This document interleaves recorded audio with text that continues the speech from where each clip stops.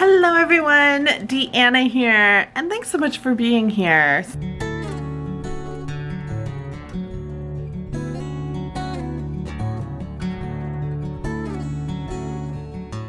Today's video is going to be a book review, and the book I'm reviewing is Molly's Game by Molly Bloom. I'm gonna go ahead and read out my summary for this book. Molly Bloom was from a small town in Colorado, constantly feeling inadequate compared to her very successful brothers. In order to make a name for herself, she moves to LA and is very quickly sucked into an intoxicating life of riches, fame, celebrity, and poker. She has to be smart and ambitious to hold on to the stakes she's claimed for herself. However, some men's egos are extremely fragile, and she finds herself in over her head. What goes up must come down, and with millions at stake, where will Molly land when the chips fall? Was that cheesy enough for you and enough poker puns? Some of them just kind of came naturally, and others I kind of almost wish I had played a little more in there, but hey, it's all good. So this book is a memoir by Molly Bloom, and there is a movie that came out, I believe in 2017, starring Jessica Chastain, about this book, essentially. I had no idea. Didn't hear about the movie and didn't know about this story. I found this in one of my local, libraries that you can get, people sometimes have on the street corner there or something, or on the side of their home, maybe on the sidewalk. I found it in one of those, and I just thought it was really intriguing. I loved the look of the cover, which apparently this is from the motion picture. This is the still of the kind of their promo shot for it. And then I was reading it though, and names are popping out to me, like Leonardo DiCaprio, Ben Affleck, things like that. And then small girl, in a small town, and those kind of things, and it just kind of intrigued me. Plus I love a good old floppy book, love them, and I kind of liked the way this was laid out, where different parts were laid out by different suits of a deck of cards. So honestly, I was just you know what, I'm gonna grab it and maybe I'll check it out. And it was literally not too long ago that I was just hey, I kind of forgot I had this one. Let me go ahead and give it a read. So I read it, and I literally read it in a day, because it was just such a fast-paced story. She has a very fast-paced writing style. I'm not sure if it was written by her or by a ghostwriter, but either way, I'm pretty sure it was her. But it was a very quick read, something very easy. She has very conversational type of reading style, or writing style, sorry, or it's almost reading someone's journal in some ways too, a bit. There's a bit of a sneak peek into Hollywood life, right? And sometimes that's intriguing, and what do the rich and the famous get up to? And the fact that it was a 26-year-old woman that was at the center of this scandal, it really had me wanting to check it out. So I was very much drawn into it. And then of course I did a spread as well in my new reading journal for this year. I've got the deck of cards here that I hand drew, and then I just made some little poker chips, and then I just had some of what my thoughts were. So my thoughts are conflicted, to say the least, because I think with the really quick writing style that she has, she's very snappy and quick on what's going on. I think she did leave out a lot of details, but I also think she was trying to provide us as much as she could. I'm sure there's a lot of maybe some NDAs even signed. I'm sure there's a lot of things where she even says how she changed some names here and there to protect people, or maybe not tell their story, even though she didn't protect too many of the celebrities like Leonardo DiCaprio's or anything. But it was intriguing reading about it, and just kind of going through it very much played a very Hollywood type of movie. Like, I could see it all unfolding.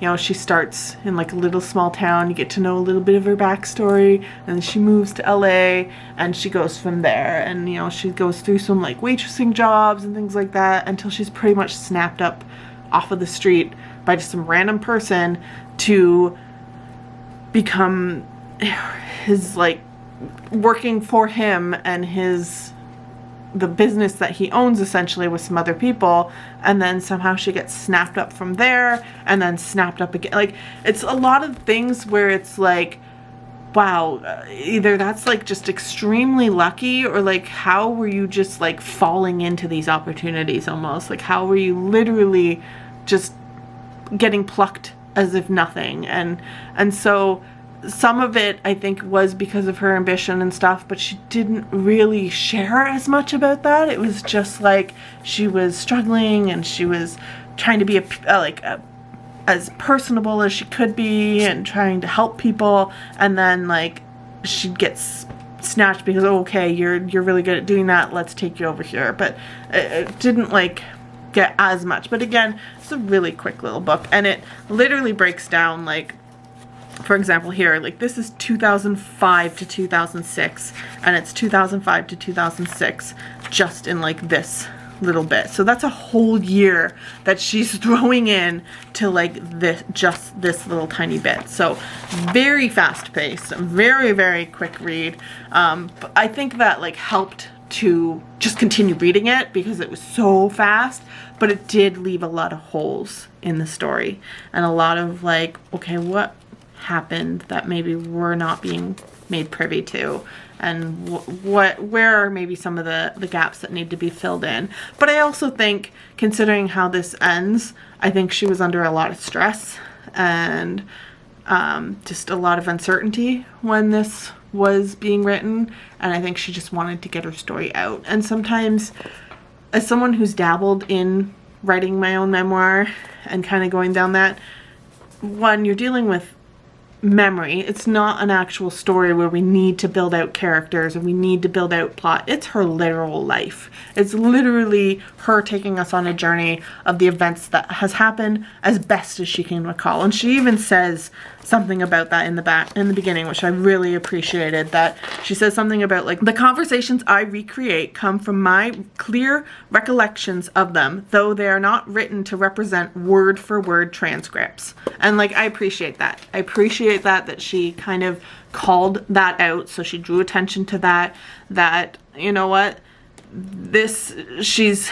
also said here, she says, instead I've retold them in a way that evokes the real feeling and meaning of what was said, in keeping with the true essence, mood, and spirit of the exchanges. So she's even admitting right before you even start the book, right in her like little note here, she is telling you right straight up that this might not be word for word everything that happened. This is not going to be an exact retelling. It's more going to be something of showing you kind of what happened in regards to the essence of the story and what maybe she felt during the story, or some of the main parameters of the story and how it actually played out in regards to maybe what the outcome was instead of what was exactly said. It's not, she didn't have a transcriber on her. She wasn't recording her conversations with people. She was just kind of remembering them based on her human memory. So that, I appreciate that, because it is very true when it comes to trying to think about what has happened in your past. You can't always remember exactly beat by beat what happened. It's just more of like, I know something like this happened. And sometimes when you dig into it, you get a little bit more, but it's always going to be essentially at the whim of your own memory, and it's going to be fallible in ways because our memories aren't always 100% concrete. They've done testing on it and things like that. Like, well, without getting into all of that, it's just, you have to take it with the mindset of, you're not going to get the whole true story, because you're only going to get Molly's version of it. You're only going to get her perception of what happened, and maybe her views of, and her side of the story. So it's just very much thinking about that. Of course, again, in saying that, I do think some things were still glossed over though, because how else do you get so much of what happened into a quick little read like this? So just something to consider and be mindful of, because some of this boom, boom, boom goes really, really quick in regards to what happens. So I did find it really interesting. I found it fascinating, kind of getting this behind the scenes looks at some of these very, very rich individuals. She's dealing with celebrities. Like, again, one of the most notable ones was Leonardo DiCaprio. One of the most ones that she referenced the most, though, was Tobey Maguire, or the first Spider-Man. She also talks about, like, athletes. She talks about, like, billionaires and other kind of, like, very, very rich and important people are kind of referenced here and there in this book. She even lists some of them out, which is where I've tagged this, of some of the ones she lists out.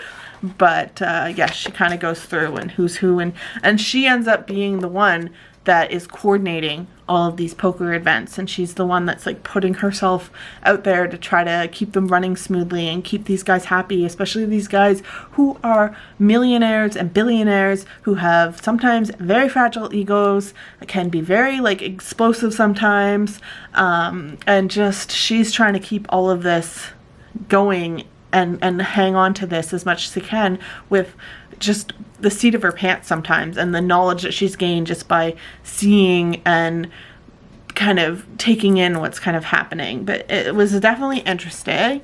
The men, some of them, not all of them, some of them she barely referenced, or she didn't say anything bad about some of them at all. But some of them came across as very vain, very arrogant, very conceited, egotistical, misogynist. Like, some of them were just not coming across very well. Honestly, to say it straight out, this made me not like Tobey Maguire. If I was to take this as 100% truth in what she said, and this is exactly the correct telling of the story, Tobey Maguire comes off as a complete a-hole. It's like he is rude, he's ignorant, he's cheap, and he's just nasty. Like, honestly, that's how he comes across. I can't say that to myself, obviously. I have never met the man. Don't know anything about him outside of his performances as Spider-Man. I loved him in Spider-Man. Thought he was awesome there. I even watched like Seabiscuit. I've seen a few of his movies. I always thought he came across as sweet and cute, but she's saying that was kind of like his Hollywood persona, and then what she saw was a vastly different type of man. So something, obviously, there's some bad blood between her and Tobey, is clearly just what I can say, and maybe he doesn't even realize. Maybe he's never even seen this or picked this up or had anything to do with this, but the person that she told us about him just was not a very nice person, honestly, at the end of the day. But it was a very interesting story. I think too, it was interesting to see her point of view, because especially in a lot of these situations, she was the only woman in the room. She was, you know, there were some other women that she brought in too, but she was like the main one that they were putting, like, she was responsible for like the bookings and the money management and things like that. That's also where it led her to the trouble that she got into. So she eventually ends up getting arrested and getting charged with, so I'm not entirely sure of all the crimes because I don't even think she really talks about them all, but essentially it's like that the poker game wasn't completely on the up and up, and there was some illegal dealings going on that everyone, I think, got pulled into, but she was very much at the center of it, of what she did or any of her part in it, and kind of any fault she had. So, and it was a lot of, part of it was, I think, just some of the people that were involved with it weren't on the up and up again, and I think she wasn't being completely legal free. Like, she was in some ways, because she was dealing with a lawyer and trying to be as by the books as possible, but there were things where you know, money is intoxicating, and she got a little sucked up into maybe skimming a little off the top and things like that, and trying to keep up with the Joneses essentially, and just getting really into all of what the money, the greed that took her over, I think. And I think it even changed her personality a bit, which she admits, made her distance herself from her family and her friends that she used to have, and it made her really have to reflect on her life when everything came crashing down. So it also, I think, in my eyes, highlighted a bit of our justice system and how flawed it can be when the super rich never really pay, and she kind of was like the one that was like the fall guy. However, in saying that, also from what I know of what happened to her, because this was like, you know, 20 years ago, I think that some of this went down, maybe a little less than that, maybe 15 years ago. So I think she actually did get a pretty lenient sentence, considering, because I think it was her first voyage into any of that. She'd never done crimes before. She came from a pretty upstanding family and upstanding background, so I think they took that into consideration when charging her with the crimes that she'd committed. So in that way, thankfully, I don't think she was completely the one put to blame, but it is interesting how she did take a fall in a lot of ways, and she's, you know, not really sure what's going on with her, but I'm sure some of those rich people are still living the rich Lux life. So just kind of interesting how that plays out sometimes. But overall, I found it interesting. It literally makes me want to go and watch the movie now to see how Hollywood kind of took her words and how they portrayed it. And it's one that I think I'll even watch with the husband, because he seems intrigued from what I've told him as well. And I'm just kind of interested to see how they adapt that into the silver screen. So definitely interesting. Definitely, if you're into like memoirs and just like interesting stories, maybe a little bit of like high stakes and fast paced like situations going on, I think you'll really enjoy this one. So I've given it 4 stars, just because I think when she wrote it, there was still so much, like, she leaves us at a point when you have no idea what's going to happen. So, and I think, I mean, in some ways she had to, because she didn't even know what was going to happen. But in another way, I want more. I kind of want to know, like, some of the more of what was happening, and I do feel like sometimes she wasn't as authentic as she could have been in her writing.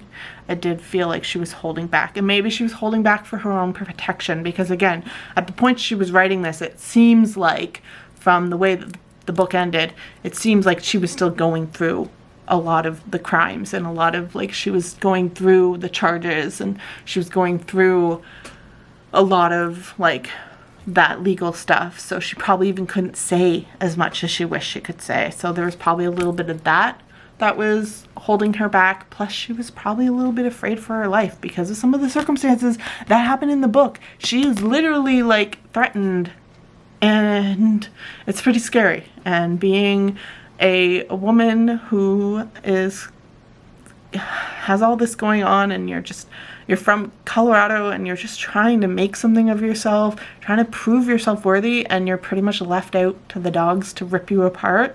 I think that's pretty terrifying. So I do not completely blame her for holding back some of what maybe happened, but it does make the story incomplete in a lot of ways. So take that as you will.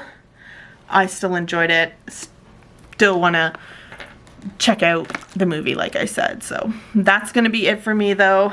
So I had a good time reading it. I honestly couldn't put it down. Absolutely flew through it. That in itself was pretty awesome. But overall, I enjoyed the book, and I'm gonna leave that because I'm starting to ramble. So I hope you have a wonderful rest of your day, night, evening, whatever time it is, wherever you are. Thank you so much for being here. Take care of yourselves, and you will see me next time. Bye!